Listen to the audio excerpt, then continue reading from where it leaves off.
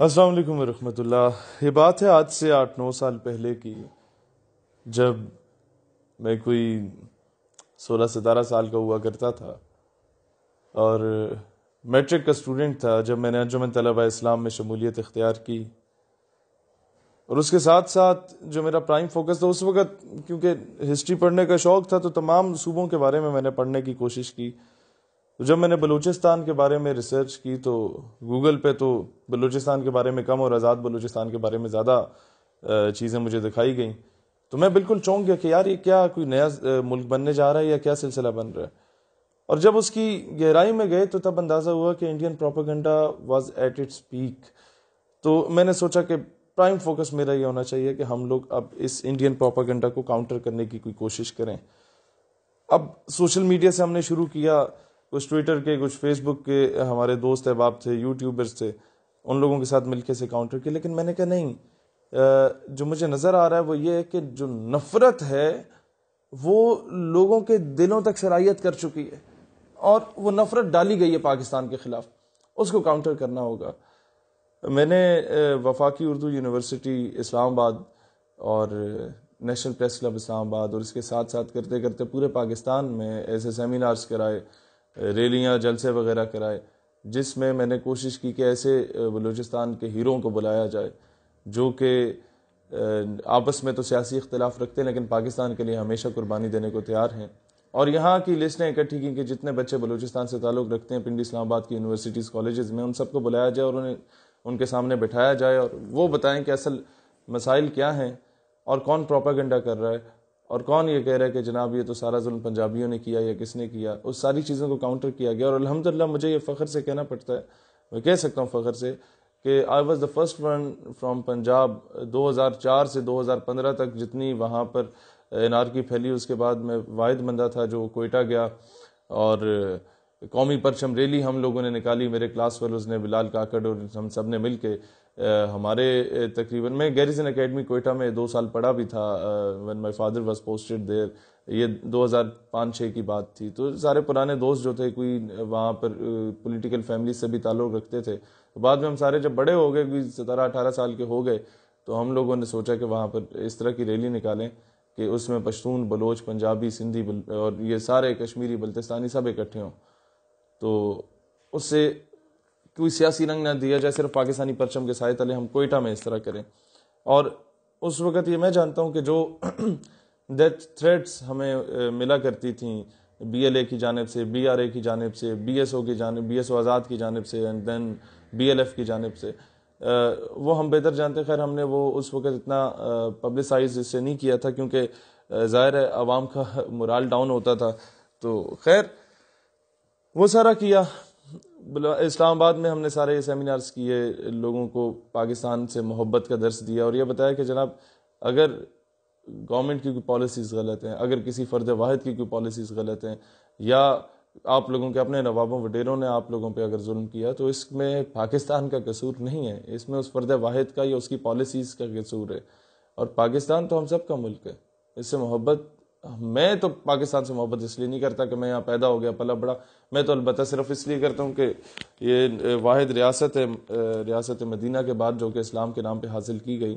تو مجھے تو اس سے عقیدت اور محبت رسول اللہ علیہ الصلوۃ والسلام کے نسبت سے ہے.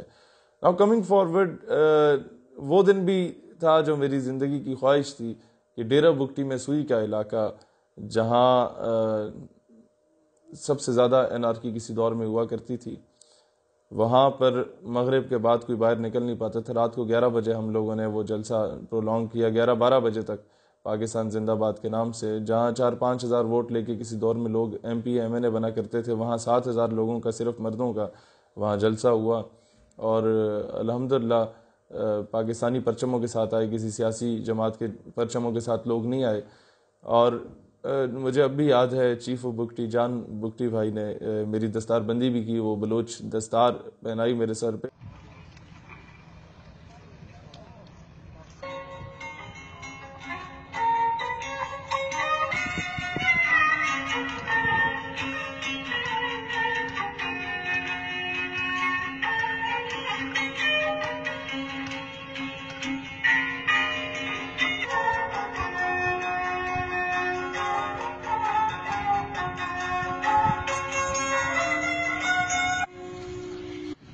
جان محمد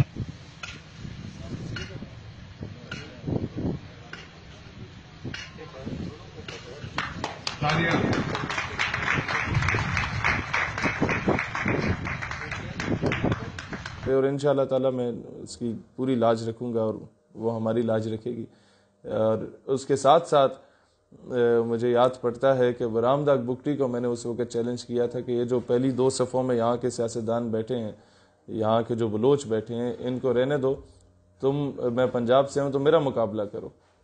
یہ بلوچ ایک پنجابی کو ووٹ دے دے گا لیکن غدار وطن کو ووٹ نہیں دے گا. اور سب نے اس پہ تالی شالی بھی بجائیں اور کہا کہ آپ بالکل درست کہہ رہے ہیں.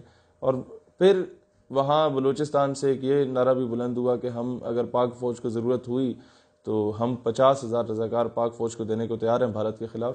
تو ایک بڑا پازیٹیو اس کے نتائج آئے سامنے. پھر آتے ہیں ہم فلسطین کاز پر. تو پیلسٹائن کاز پر الحمدللہ جتنا کام ہماری تنظیم نے کیا اتنا نوجوانوں میں شاید کسی اور نے نہیں کیا ہوگا. اور مجھے اب بھی یاد ہے جو فلسطین کے 400 بچے پاکستان میں اس وقت بھی پڑھ رہے ہیں مختلف یونیورسٹیز میں، مختلف میڈیکل کالجز میں اسکالرشپس پہ ادھر پڑھ رہے ہیں. پاکستان الحمدللہ ہم نے کوئی بھی ملک کسی جگہ پہ ایمبیسی بناتا ہے تو اس کی تنخواہیں سارے وہ لوگ خود ہی دیتے ہیں. لیکن پاکستان میں جو فلسطینی ایمبیسی ہے اس کے سارا بجٹ ہم لوگ خود افورڈ کر رہے ہیں، پاکستانی افورڈ کر رہے ہیں. اور اب بھی ہمارے پاسپورٹ پہ لکھا ہے کہ it is eligible everywhere except Israel, اور اسرائیل کو ہم لوگ نہیں تسلیم کرتے. خیر فلسطینی سفیر نے بھی کافی ریکگنائز کیا، ہماری اوٹ ٹیکنگ سرمنیز میں بھی آئے. سفیر جو ایمبیسیڈر ہوتا ہے، جو لوگ ڈپلومیٹک افیئرس کو جانتے ہیں وہ صحیح جانتے ہیں کہ وہ سرینا یا میریٹ سے باہر نہیں جاتا، وہ اسی طرح کے ہوٹلز میں آتا ہے وہ منتیں ترلے کر کے. اور یہ وہ سفیر تھے جنہوں نے اتنا کوآپریٹ کیا ہماری سنسیریٹی کو دیکھتے ہوئے کہ ہم اگر یہ بھی کہہ دیں کہ جناب پریس کلب کے باہر احتجاج ہے یا کسی چوک چوراہے پہ احتجاج ہے تو ادھر بھی یہ پہنچ جائیں گے ہمارے ساتھ اپنی کسی قسم کی سیکورٹی کے بغیر. تو ایسے درویش صرف لوگ بھی ہیں. اور بیت المقدس کا خوردہ جو آیا کرتا تھا وہ یہ ہمیں کھلایا کرتے تھے ادھر جب ہم لوگ مسئلہ فلسطین پر ڈسکس کرنے جاتے تھے. پھر ہمارا یہ بھی انڈرسٹینڈنگ ہوئی آپس میں کہ ہمارے تمام پاکستانی نوجوان اور آپ کے فلسطینی نوجوان مل کے کام کریں گے اس کاز کے لیے. اور ان کے فلسطینین اسٹوڈنٹ آرگنائزیشنز جتنی بھی ہیں ان کے ساتھ ہمارے روابط ہوئے وہاں پر بھی اور یہاں پر بھی. Then coming towards the Kashmir cause, جہاں پر آگے سب سے بڑا اختلاف پیدا ہوا وہ یہ تھا کہ جتنا مجھے اب بھی یاد ہے 26 جنوری 2014 کو میرا ایکسیڈنٹ ہوا. میرے اب بھی دونوں پاؤں میں رائٹ لیگ میں جو میرے گھٹنا ہے وہاں پر کوئی 14 سکریوز اور کچھ پلیٹس لگی ہوئی ہیں، اور لیفٹ جو اینکل ہے ٹخنا ادھر 2 نیلز ہیں، اور یہ بائیں بازو میں راڈ ہے. یہ ہمارا ایکسیڈنٹ ہوا تھا جنڈ اٹک کے گاؤں ہے چورا شریف اس کے سامنے. تو وہ گاڑی ان بیلنس ہوئی کافی زیادہ سپیڈ میں تو وہ سیدھا درخت میں لگی. تو یہ 26 جنوری کو تھا. اس کے 8-10 دن کے بعد 5 فروری آ رہا تھا اور ہم نے پروگرام رکھا ہوا تھا آزادی کشمیر پر. خیر اب میں تو بالکل ایک ہی ہاتھ یہ رائٹ ہینڈ ہی کام کرتا تھا، باقی تو سارے بالکل پٹیاں بندھی ہوئی تھی پورے جسم پہ. 2014 کی بات ہے. اور مجھے یاد پڑتا ہے کہ یاسین ملک صاحب اللہ ان کو زندگی دے، یوم کشمیر پہ مقبوضہ کشمیر کے حریت رہنما یاسین ملک نے ہم کشمیریوں سے اظہار یکجہتی کرتے رہے بچپن سے. اس دن انہوں نے 5 فروری کو میں پروگرام میں تو نہ جا سکا، البتہ یاسین ملک کی بیگم صاحبہ مشال ملک بہن، ان کی چھوٹی سی بیٹی تھی تب 1-2 سال کی، وہ اور ان کی جو والدہ تھیں، یہ تینوں شخصیات وہاں تشریف لائیں.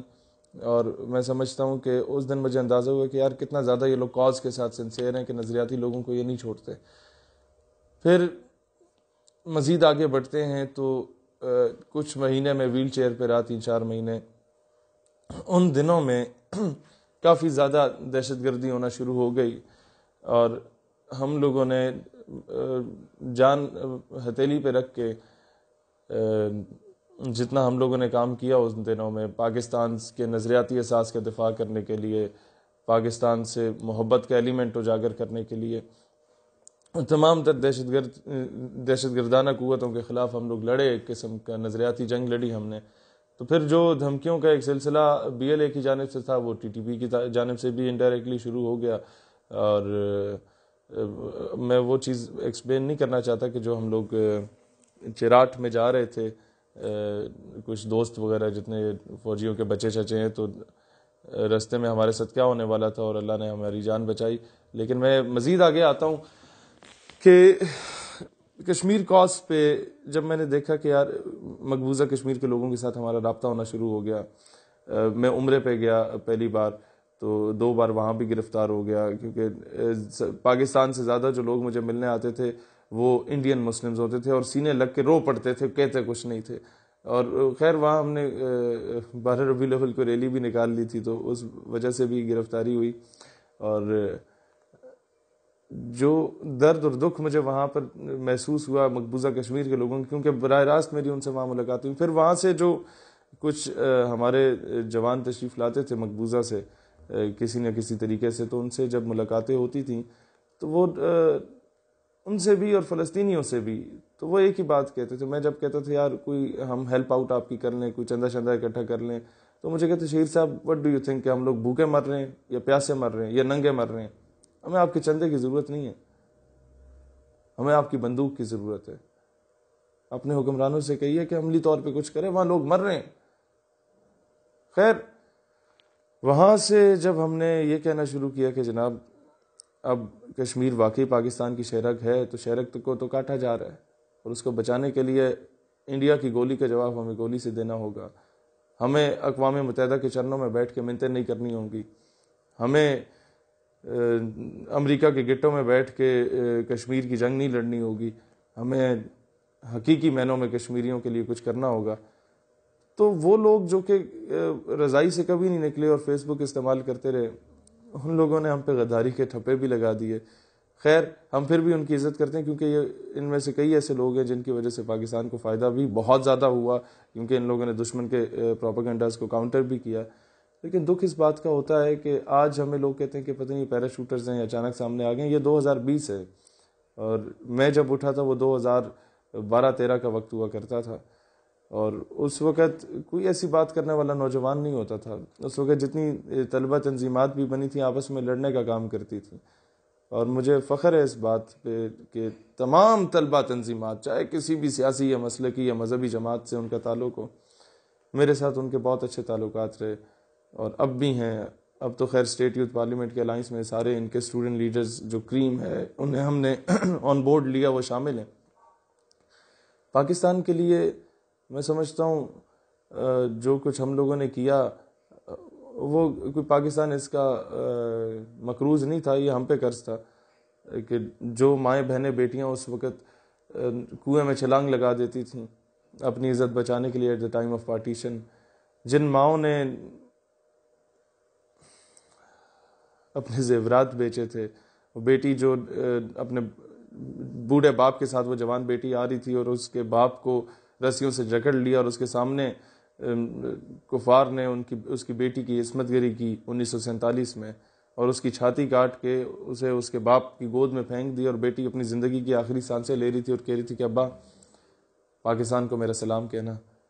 یہ چیزیں جب مجھے لوگ آ کے بتاتے ہیں نا تو ہم سے سویا نہیں جاتا. اکثر ساری رات جاگتے رہتے ہیں اور یہ سوچتے رہتے ہیں یار اس ملک کے لیے کیا کر سکتے ہیں ہم، اپنے مذہب کے لیے کیا کر سکتے ہیں ہم. لیکن افسوس اس بات کا ہوتا ہے کہ پھر اگر آپ کو کسی بات سے ہمیں اختلاف رہتا ہے تو آپ آگے غداری کے ٹھپے لگا دیتے ہیں. دیکھیے سچ کو ہمیں تسلیم کرنا چاہیے. عافیہ صدیقی کو بیچا گیا، تسلیم کرو، نہ چھپاؤ جھوٹ کو. وہ قوم کی بیٹی ہے، اس کی جگہ تمہاری ماں بہن بیٹی کو بھی بیچا جا سکتا تھا. پھر کیا کرتے؟ پھر بھی کہتے کہ نہیں بس ٹھیک ہے ہمیں برداشت کر لینا چاہیے. احمد کانسی کو یہاں سے اٹھا کے بیچا گیا جو مسلمانوں کا ایک بہت بڑا خیر خواہ تھا. ہوا ہزاروں لوگوں کو بیچا گیا، ہزاروں لوگوں کو اٹھوایا گیا. مجھے سب سے زیادہ دکھ تب ہوتا ہے جب کشمیر میں بغیر تنخواہوں کے شہادتیں دینے والے مجاہدین، ان کو ہم دہشت گرد کہہ دیتے ہیں کسی انٹرنیشنل پریشر میں آگے، پھر کہتے ہیں FATF، پھر کہتے ہیں معاشی استحصال، پھر ہم کہتے ہیں پیسے نہیں ہیں، پھر ہم کہتے ہیں بھوکے ننگے مر گئے. یار ایک بات، شاید آپ کو اختلاف ہے تو آپ ضرور رکھیں آپ، لیکن کم از کم پاکستان کا غدار نہ کہا کریں. میں اکثر MNAs MPs منسٹرز سینیٹرز کو سامنے بٹھا کے اکثر کانفرنسز میں ایک کرتا ہوں کہ جناب اب مزید برداشت نہیں ہو سکتا، آپ کچھ عملی طور پہ کریں. تو اکثر لوگ مجھے غصے میں آ کے کہتے ہیں کہ شہیر آپ بڑے سمجھدار ہو، ہم سے زیادہ پڑھے لکھے خود کو تصور کرتے ہو، اگر جنگ ہو گئی اور بنگلہ دیش کی طرح کوئی حصہ ہم سے الگ ہو گیا تو کون ذمہ دار ہوگا؟ آپ ذمہ دار ہوں گے. میں کہتا ہوں سر ہاں میں ذمہ دار ہوں گا، کیونکہ آج سے 200 سال کے بعد اگر مورخ تاریخ لکھے گا تو یہ ضرور لکھے گا کہ پاکستان ہارے ہوئے لشکر میں تھا، لیکن مورخ یہ کبھی نہیں لکھے گا کہ پاکستان بزدل اور بغیرت ہو چکا تھا. میں اکثر اس طرح کے سیمینارز کانفرنسز میں جاتا ہوں کشمیر پر، اور بڑے آسانی سے پیار محبت سے ہنس کے بڑے بڑے سینئر لوگ یہ باتیں کر رہے ہوتے ہیں کہ کشمیر میں میدان کربلا برپا ہے. میں روک لیتا ہوں انہیں، میں کہتا ہوں سر کشمیر میں میدان کربلا واقعی برپا ہے؟ کہتے ہیں ہاں ہاں برپا ہے. میں نے کہا ہندوستانی فوج کیا ہے پھر؟ کہتا ہے یزیدی ہے. میں نے کہا تو کشمیری کیا ہیں؟ کہتے ہیں حسینی ہیں. میں نے کہا سر مجھے یہ نہ بتائیں کہ کشمیری فوج، کشمیری عوام مجاہدین جو ہیں وہ حسینی ہیں اور ہندوستانی فوج یزیدی ہے. مجھے صرف اتنا بتائیں کہ کوفے والا کون ہے. ڈرو اس وقت سے جب مورخ ہمیں کوفے والوں میں شمار کرے گا. تم لوگوں کو شاید میری بات کی سمجھ نہ آئے، لیکن ڈرو اس وقت سے جب مورخ ہمیں بزدل اور بغیرت لکھے گا. عملی طور پہ کام کرنے کی ضرورت ہے، اور we are not para shooters, کسی کے کندھے پہ رکھ کے بندوق نہیں چلاتے. یا جو لوگ کہہ رہے ہیں ظالم لے رہے ہوتے ہیں، کس چیز کا ظالم؟ وہ امریکن ایمبیسی والی بات آتی ہے کہ وہاں سے جب سے آیا تو یہ پی ٹی ایم کا حامی ہو گیا. بھائی جان کوئی پہلے تحقیق کر لیا کرو. یہ 2014 کی بات ہے. امریکن ایمبیسی ایک اور یو ایس ایڈ کے اشتراک سے یہ لوگ ایک ڈیبیٹ کمپٹیشن آرگنائز کر رہے تھے، جس میں کہا تھا کہ جی از ایجوکیشن نیسیسری فار پیس، کیا تعلیم امن کے لیے ضروری ہے؟ آپ اس کے حق میں بولیں یا خلاف بولیں. میرے ایچ او ڈی نے، میں army public college of management and sciences میں پڑھتا تھا، انہوں نے کہا شہیر تم اچھے تقریر کر لیتے تو جاؤ. میں کہا سر میں اول تو ڈیبیٹ کمپٹیشنز میں حصہ نہیں لیتا، میں تو ویسے مقرر ہوں، لیکن یہاں تو بالکل بھی نہیں جاؤں گا. پیچھے امریکہ کا جھنڈا لگا ہوگا، سامنے میں تقریر کر رہا ہوں گا تو کوئی بھی تصویر لگا کے بولے گا غدار ہو گئے. میں واپس آیا کلاس میں، دین آئی ریئلائزڈ کہ یار نہیں، ہم لوگ جو امریکہ کا جھنڈا پچھلے 4-5 سالوں سے جلا رہے تھے اس کا تو کوئی فائدہ نہیں ہے. اخبار کے نکڑ میں وہ بھی لوکل اخبار کے نکڑ میں کوئی چھوٹی سی سرخی لگی ہوتی ہے کہ شہیر سیالوی نے امریکی پرچم نظر آتش کیا، اپنے غم و غصے کا اظہار کرتے ہوئے کہا کہ ہم لوگ امریکی غلامی نہیں کریں گے. میں نے کہا اس کا کیا فائدہ؟ مجھے ریئلائز ہوا، میں نے کہا جا کے منہ پہ بات کریں گے ان کے سفیروں کابینہ کے سامنے. میں گیا ایچ او ڈی صاحب کے پاس، میں نے کہا سر میں جانا چاہتا ہوں. ایچ او ڈی صاحب نے ہنس پڑے، انہیں اندازہ ہو گیا کہ اب یہ کرنا کیا چاہ رہا ہے. انہوں نے کہا شہیر تو مجھے ذرا تقریر لکھ کے دو نا، اور وہ میں دیکھوں گا، اس کے بعد پھر میں تمہیں جانے دوں گا. میں نے خیر تقریر لکھی کہ ملالہ بڑی نیک خاتون ہے اور عافیہ صدیقی کو صحیح گرفتار کیا گیا اور ہمیں دہشت گردی کے خاتمے اور امن کے قیام کے لیے امریکہ کا ساتھ دینا ہوگا. ایچ او ڈی صاحب نے وہ پڑھی، مسکرائے، کہتے ہیں بیٹا ضمیر تو میرا بھی نہیں مانتا کہ تم ایسی باتیں کرو، نہ ہی تمہارا مانتا ہوگا، لیکن البتہ پوزیشن اسی سے آئے گی. میں کہ بالکل سر پوزیشن تو اسی سے آئے گی. تو کیا پہن کے جا رہے ہو؟ شیروانی تو نہیں پہن رہے؟ میں نے کہا نہیں سر وہ شیروانی تو نہیں، نا امریکی ایمبیسی کا فنکشن ہے تو پینٹ کوٹ شینٹ کوٹ ٹائی شائی لگا کے جائیں. کہتا ہاں یہی میں تمہیں بتا رہا تھا کہ وہ کوئی برا امپریشن ان پہ نہ پڑ جائے، ہم پہلی بار ہی ہماری یونیورسٹی کو جانے دے رہے ہیں تو کوئی اچھا امپریشن پڑے. خیر میں آیا، میں نے کہا یار اب وہاں سچ تو بولنا ہے لیکن ذرا سپورٹ بھی لے کے جانی چاہیے.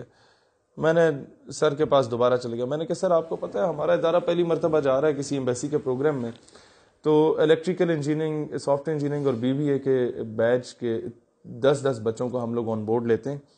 آپ اجازت لیں کہ آڈینس کے لیے ہمیں 30 بندے چاہیے، اور ایک ٹیچر بھی ہم رکھ لیتے ہیں اس میں تاکہ بچے ڈسپلن ان کا مینٹین رہے. تو جب میں نے یہ کہا کہ ٹیچر بھی رکھ لیتے ہیں تو ان کے وہم و گمان میں بھی نہیں آیا کہ یہ کوئی جا کے وہاں پر دنگا شنگا کرنے کے ارادے میں. خیر انہوں نے کہا بالکل ٹھیک ہے، تم مجھے لسٹیں پرووائڈ کرو کس کس کو لے کے جانا چاہیے. میں نے کہا سر میں آپ کو لائق بچوں کی لسٹیں دیتا ہوں. اب ظاہر ہے وہ ایک ڈپارٹمنٹ کے ایچ او ڈی تھے تو باقی ڈپارٹمنٹس میں کون لائق ہے کون نہیں ہے اس سے تو انہیں سروکار نہیں تھا. تو میں نے جتنے دان نما ٹائپ، معذرت کے ساتھ وہ سن بھی رہے ہوں، مطلب ہٹے کٹے زبردست دبنگ ٹائپ ہمارے جو دوست احباب ہوتے تھے تمام ڈپارٹمنٹس کے، ان سب کے نام وہاں تحریر کیے. اور ٹیچرز جو 3 ہم نے رکھے وہ رکھے جو ہمارے ٹائپ کے فریش ہوتے تھے، جنہوں نے فریش بی ایس آنرز یا ایم ایس کیا ہوتا تھا اور آ جاتے تھے وہاں وزٹنگ فیکلٹی کے لیے، تو ہمارا ایج ڈفرینس اتنا نہیں ہوتا تھا، تو گپ شپ آپس میں اچھی ہوتی تھی. ان کو بھی ہم نے آن بورڈ لیا. انہیں کہا سر آپ جائیں گے ایمبیسی کا پروگرام ہے، تو بڑے خوش ہو گئے کہ ہاں چلیں گے انشاءاللہ. خیر کوسٹر ارینج ہو گئی، ایمبیسی کے جو بھی لڑکے شڑکے تھے ان سے بات ہوگی کہ بھئی ہماری آڈینس والے بھی آنا چاہتے ہیں تو آپ اجازت دے دیں. انہوں نے کہا جی you are more than welcome, ہمیں تو انتظار ہوتا ہے کہ کوئی سننے والا بھی آیا ہوا ہو. خیر 78 ایجوکیشنل انسٹیٹیوٹس کے ڈیبیٹرز گئے، بیچ میں شہید سیالوی صاحب بھی گئے اور 30 بندے ہمارے ساتھ اور چلے گئے اور 3 وہ ٹیچرز. رستے میں جناب پیٹرول پمپ آتا ہے، میں انہیں کہتا ہوں جناب ذرا گاڑی روکو، پینٹ کوٹ میں نے پہنا ہوتا ہے اور ساتھ ایک تھیلا سا پکڑا ہوتا ہے، تو گاڑی روکو یار میں واش روم جانا ہے. گیا واش روم میں، تو شہید صاحب جا پینٹ کوٹ میں رہے ہیں، واش روم سے نکل رہے ہیں تو شیروانی اوڑی ہوئی ہے. تو وہ کہتے ہیں یار یہ کیا چکر ہے. میں نے کہا یار گاڑی میں بیٹھو پھر بتاتا ہوں. ابھی ہماری یونیورسٹی سے جو نیشنل لائبریری جہاں پر ایمبیسی اپنا پروگرام کرا رہی تھی اس کا سفر کوئی ہے 25-30 کلومیٹر کا، تو گھنٹہ لگ ہی جاتا ہے. اسلام آباد پنڈی کی سڑکوں پہ رش بھی ہوتا ہے. تو رستے میں نے انہیں کہا یار چکر یہ ہے کہ جو تقریر میں نے کل سر کو سنائی تھی اور تم لوگوں کو بھی سنائی تھی میں وہ تقریر نہیں کر رہا. کیا کر رہے ہو پھر؟ میں نے کہا یار میں تو سچ بولنے جا رہا ہوں آج، یا آر ہوئے گا یا پار ہوئے گا. کہتے نہیں یار اسی سارے کٹے جاؤں گے. میں نے کہا یار بات یہ ہے کہ اگر نکالے گئے تو پاکستان کی زمین بڑی زرخیز ہے، اور جب لوگوں کو یہ پتہ چلے گا کہ انہوں نے امریکہ کی آنکھوں میں آنکھیں ڈال کے بات کی ہیں تو تم لوگوں کو اگر نکالا بھی گیا تو اچھی اچھی یونیورسٹیز میں لوگ تمہیں ایڈمیشن بھی دلوائیں گے اور تمہارے اخراجات بھی خود افورڈ کریں گے. تو وہ تھوڑے سے خیر انہیں میں نے مطمئن کر لیا، اور میں نے کہا بس میں تقریر شروع کروں گا تو تم لوگوں نے جو ہے نا وہ کر دینے سپورٹ اس طرح کرنی ہے کہ کسی کی جرت نہ ہو آ کے مجھے روکے. خیر میں تقریر کرنے گیا، کیا تقریر کی وہ آپ دیکھ لیں گے. مجھے خوشی اس بات کی ہوئی کہ جب وہ سیمینار ختم ہوا، سیمینار کیا ڈیبیٹ کمپٹیشن ختم ہوا، تو ظاہر ہے اب انعام تو مجھے نہیں ملنا تھا کیونکہ سچ ہمیشہ کڑوا ہوتا ہے اور سچ بولنے والے کو باغی اور غدار کا لیبل بھی ملتا ہے. لیکن تقریر کر کے میں آڈیٹوریم سے سیدھا باہر نکل گیا اور آدھا آڈیٹوریم زندہ باد مرد آباد کے نعرے لگاتا ہوا. What is the literacy rate of United States of America? It's 99%. If education is necessary for peace, then the so-called champion of human rights and world's most well-educated nation, the United States of America, would not be responsible for the insurgency and terrorism in Iran,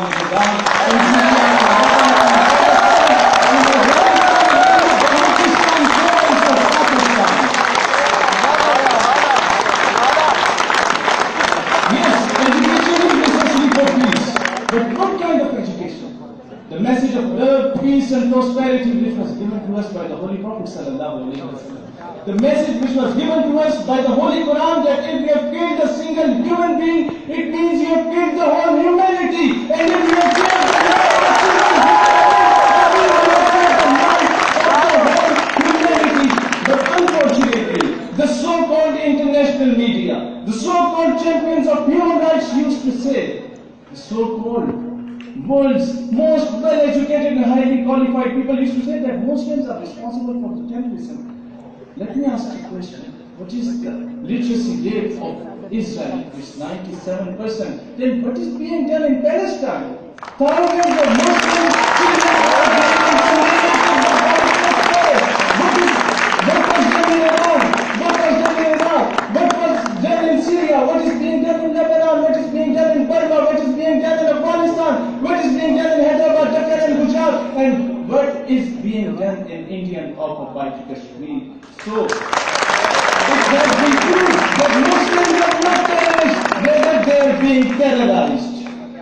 باہر نکل گیا. اور مجھے فخر اس بات کا حاصل ہے، اس تقریر میں آپ نے سنا ہوگا کہ میں نے I am the first one جس نے امریکن ایمبیسی کے پروگرام میں ناموس رسالت صلی اللہ علیہ وسلم کے دفاع کی بات کی. For peace, then Charlie Hebdo of the most well-educated country, France, would not be responsible for the anarchy in the entire Muslim world. Then according to law of God, where you can't pinch and hurt the feelings of any religion, caste or creed, and according to the international blasphemy law, what do you say about the nation where patience are the most sensitive about their beloved Prophet sallallahu alaihi wasallam? Dear audience, let me to express extent of these patients in my national language because English Linguistics Council dropped by these patients. हमने हर दौर में नामों से रिसालत की है, छोड़कर सियासत का सिलसिला फुसूल, फकत एक नाम मोहम्मद से मोहब्बत की है। मैंने अफगानिस्तान से फ़लस्तीन, कश्मीर से बर्मा तक के एक एक मुसलमान मजलूम की बात की और कहा कि दहशतगर्द असल तुम लोग हो, अमेरिका वालों, जो दुनिया का अमन तबाह कर चुके। खैर, जब मैं ऑडिटोरियम से बाहर निकला तो आधा ऑडिटोरियम नारे लगाते हुए बाहर आ गया। पोजीशन मेरे लिए वो नहीं थी कि वो फर्स्ट सेकंड थर्ड पोजीशन देते, वो तो देनी भी नहीं थी उन्होंने। पोजीशन मेरे लिए ये थी कि जो दूसरे स्कूल्स और कॉलेजेस और यूनिवर्सिटीज़ के टीचर्स और प्रिंसिपल्स आए हुए थे अपने बच्चों को लेके साथ, उन लोगों ने मेरा माथा चूमा था कि बेटा तुमने हक अदा किया, सच बोला। और मैं हमेशा एक तलकीन करता हूँ लोगों को कि सच बोला करें। खैर, इस पे लोगों ने बाद में, जिन लोगों ने तकरीर नहीं सुनी उनके लिए भी सुना देते हैं आपको, प्रोपेगेंडे भी किया, पता नहीं वहाँ से आ गया तो इसने क्या कर दिया। इसलिए मैं आवाम से कहता हूँ कि सुनी सुनाई बातों पे यकीन ना किया करें। आप लोग तहकीक कर लिया करें कि यार अगला बंदा कितना ख्वार हुआ है। मुझे याद है कि जून जुलाई की सख्त गर्मी हमने सिबी, डेरा बुगटी के सहराओं रेगिस्तानों में गुजारी है, और मुझे याद है कि इस्लामाबाद की सर्द रातों में हम लोगों ने जनवरी की और दिसंबर की रातें गुजारी हैं। और इस तरीके से जाके हमारी नज़रियाती टीम बनी है। किसी के हमने बूट पॉलिश करके, या किसी के कंधे पे बंदूक रख के, या किसी के मिन्नतें तरले करके, या किसी की गोद में बैठ के हम इस मकाम तक नहीं पहुँचे जिस तरह लोग हुकूमतों में पहुँचते हैं। हम अगर पाकिस्तान का दिफा करते हैं या पाकिस्तान से अकीदत और मोहब्बत रखते हैं तो ये हमारे ईमान का हिस्सा है। हमारी मोहब्बत किसी के मोहताज नहीं है कि हम लोग किसी से NOC लेके, और यही बात सिर्फ मैं कहूँगा कि हमें पाकिस्तान से वफादारी के सर्टिफिकेट किसी से नहीं चाहिए। ये जो सर्टिफिकेट बांट रहे होते हैं, हम इनसे ज़्यादा बड़े मुहिब वतन हैं। हम बग़ैर तनख्वाहों के काम कर रहे हैं इस मुल्क के लिए। हम मोहब्बत और प्यार नहीं करते पाकिस्तान से, हम इश्क करते हैं पाकिस्तान से। खुदा की कसम इश्क करते हैं पाकिस्तान से। मैं समझता हूँ इकबाल दुरुस्त कहते थे, मीर अरब को आई ठंडी हवा जहाँ से, मेरा वतन वही है, मेरा वतन वही है। इंशाल्लाह वो वक्त दूर नहीं, जो मुल्क सुपर पावर बनेगा इंशाल्लाह। और इंशाल्लाह हमें पूरी उम्मीद है कि गज़वा हिंद होती है तो हम उसके एक अदना से मुजाहिद ज़रूर बनेंगे इंशाअल्लाह ताला। इस कौम को तैयार करने और अपने मुल्क के लिए, अपने मज़हब के दिफा के लिए हम हमेशा तैयार रहेंगे इंशाअल्लाह ताला। पाकिस्तान हमेशा जिंदाबाद।